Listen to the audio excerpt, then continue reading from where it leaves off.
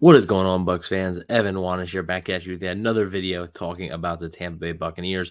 And today we are going to be discussing if the Buccaneers should be concerned at all with Baker Mayfield. Now, it was just one game, but the Buccaneers did fall to the Detroit Lions 20-6 in a game where the offense just did not get anything going. They did not look good.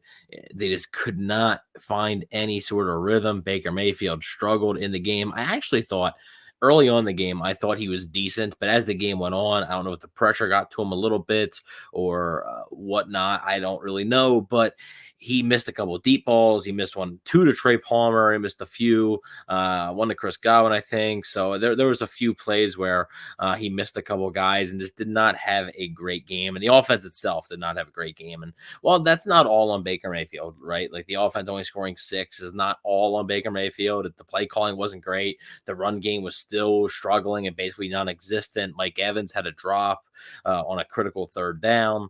I was even like the tip pass. Like Baker Mayfield can't really do anything about his height. Like, could he have thrown the ball a little bit higher? Yeah, sure. He definitely could have, but tipped and then picked off. Tough break there for Baker Mayfield. But we are going to be discussing whether the Buccaneers should be concerned about Baker Mayfield. Basically, it's been 2 games that he's played pretty poorly in, both against some pretty good defenses in Philadelphia and Detroit. So the answer I'm going to give is no, not yet. And here's the thing, and here's the reason why I say no, not yet. And the word yet is really important in that is Baker Mayfield throughout his career has struggled with consistency. He's also struggled with injuries, and right now he's a little bit banged up right now. So we'll have to wait and see if he's able to come back 100% and play, because I obviously need him. Uh, you know, I, I don't know if that was a reason for his lack of success later in the game. Like I said, as the game went on, it seemed like he did get worse. It's his left hand, so it's not his throwing hand. So I'm not sure. But the X-rays were negative. His hand should be fine, but he has dealt with injuries in the past, and then he's dealt with inconsistency, and that inconsistency is one of the reasons he's not in Cleveland. It's one of the reasons he's not in Carolina anymore. It's one of the reasons the Rams didn't re-sign him. So I am a little bit concerned about that. I think there's a big opportunity here for Baker Mayfield this upcoming weekend against the Atlanta Falcons. So let's take a look at his stats here from the Detroit game and then also overall in the season. So in the Detroit game, he was 19 of 37 for 206 yards, no touchdowns, 1 interception, passer rating of 56.8. Overall in the season, he has 1,088 passing yards, 7 touchdowns, 3 interceptions, and a passer rating of 91.3. If you're going by just stats, I mean, the Detroit game was easily his worst, his lowest passer rating of the season. And this was coming off of what I think was his best game as a Buck against the New Orleans Saints. So again, sort of that inconsistency thing, right? And you're just hoping that doesn't become a trend with Baker Mayfield. So should the Bucs be concerned? No, not yet. I don't think it's been bad enough yet. The Buccaneers are still 3-2. Like they still have a winning record, despite how you may feel after this game. If you had high hopes of maybe winning the game, or Baker was going to play well, he's figured it out, and then that didn't happen. I understand being down on the team right now. That being said, looking at the long term, they still are 3-2. The rest of the division lost. They're still in first place in the NFC South, alone in first place in the NFC South. But of course, you have a massive, massive division game coming up against the Atlanta Falcons. And really, I think that's a game the Bucs have to win, because if you say, should the Buccaneers be concerned about Baker Mayfield?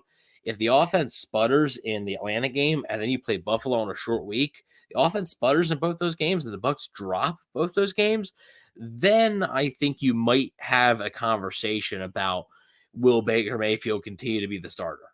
That would be 3 straight losses, and especially if the offense does not look good, I think you could have that conversation about Baker Mayfield potentially being replaced by Kyle Trask if Baker Mayfield's not playing well and if the offense continues to struggle. And Atlanta's defense is a pretty solid defense, honestly, so it's not going to be easy, but I do think it's a critical game for Baker Mayfield, and I think these next 2 or 3 games is going to tell you a lot about how the rest of the season is going to go for the Bucs. They bounced back after their first loss of the season against the Eagles. They bounced back with a really nice win on the road in New Orleans. Now they have the Atlanta Falcons. at home in Tampa.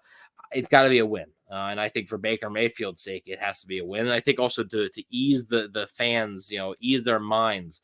I think it'd be important for Baker to come out and play well and just be able to bounce back from what was a rough day. Put that behind you.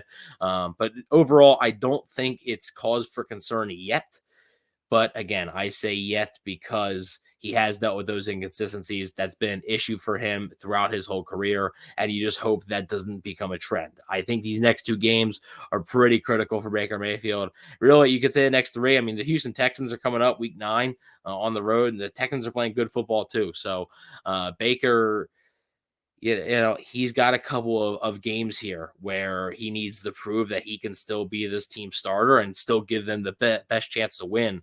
And if the offense continues to sputter, again, it's not all Baker Mayfield's fault. It really isn't. There's play calling, there's execution among the others on the offense, there's the run game. All that factors in.